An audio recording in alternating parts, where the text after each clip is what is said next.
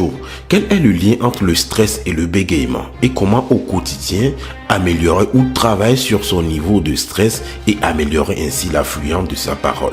C'est le thème que nous allons aborder dans cette émission. Je suis Dodi Bédaron, orthophoniste de formation, mais également docteur en sciences du langage et spécialiste du bégaiement.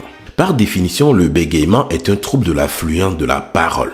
Ce trouble a des origines multifactorielles, c'est-à-dire résulte de l'interaction entre plusieurs facteurs, dont les facteurs génétiques, les facteurs environnementaux, neurologiques, mais également psychologiques. Mais quel est le lien entre le stress et le bégaiement? Le stress peut être défini comme une réaction physiologique ou psychologique face à une situation jugée comme menaçante ou difficile. Elle va se manifester par l'accélération du rythme cardiaque, des tensions musculaires, la transpiration, mais également l'anxiété. Le stress peut également avoir un impact négatif sur la parole en perturbant les différents systèmes qui sont impliqués dans la parole, comme le système respiratoire, le système phonatoire, le système articulatoire, mais également le système neurologique. Ainsi, le stress va avoir des répercussions sur l'affluence de la parole. Le stress peut également être une conséquence du bégaiement. En effet, les personnes qui bégayent peuvent anticiper ou craindre les situations de parole stressantes, comme par exemple demander une information ou aborder un inconnu ou prendre la parole en public. Également, elles peuvent ressentir la honte, la culpabilité ou également l'anxiété. Tous ces facteurs vont donc entraîner du stress. On est donc dans un cercle vicieux, c'est-à-dire que le stress va engendrer le bégaiement ou le bégaiement va engendrer le stress. Alors, comment sortir de ce cercle vicieux? Quelles sont les habitudes et les attitudes à mettre en place pour pouvoir dominer son stress? Il est important de noter qu'il existe plusieurs solutions pour pouvoir gérer son stress. Dans un premier temps, nous verrons les solutions qui nécessitent l'aide d'un spécialiste. Puis ensuite, vers la fin de l'émission, nous vous donnerons quelques astuces, quelques techniques et quelques exercices que vous pouvez utiliser au quotidien pour pouvoir dominer votre stress.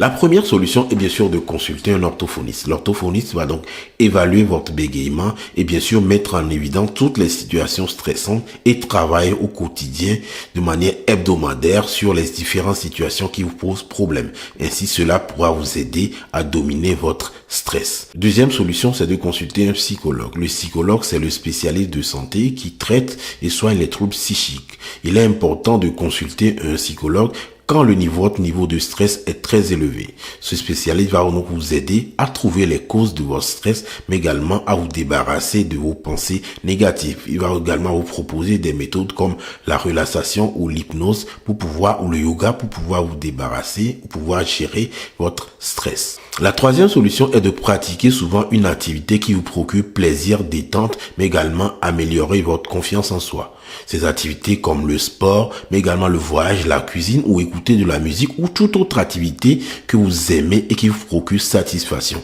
Ces activités vous permettent donc de vous valoriser et d'amplifier, d'augmenter votre confiance en soi. La quatrième chose que vous pouvez faire, c'est d'intégrer un groupe ou une association pour personnes qui bégayent. Ces associations ou ces groupes permettent d'échanger ces expériences, mais permettent également d'échanger des techniques et de se soutenir entre personnes qui bégayent. D'ailleurs, j'ai créé un groupe pour WhatsApp. Vous pouvez trouver le lien pour intégrer ce groupe dans la description de cette émission. La cinquième chose que vous pouvez faire avant la prise de parole et même pendant que vous parlez, c'est une inspiration profonde.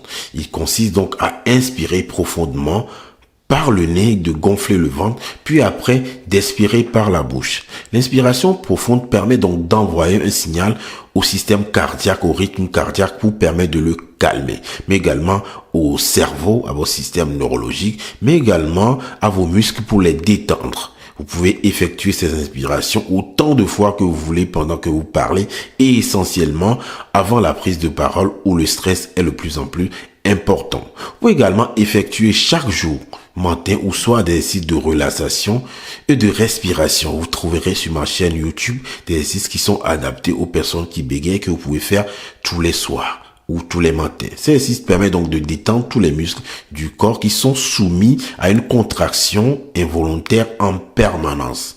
Vous pouvez également consulter un spécialiste, comme je le disais, ce qui permettra donc de pouvoir vous suivre quotidiennement et d'améliorer votre niveau de stress et ainsi votre bégaiement. Voilà, mesdames et messieurs, ce sera tout pour aujourd'hui. J'espère que cette émission vous a apporté un plus. N'hésitez pas à laisser un pouce, mais également à vous abonner si ce n'est pas encore fait. À bientôt, au revoir.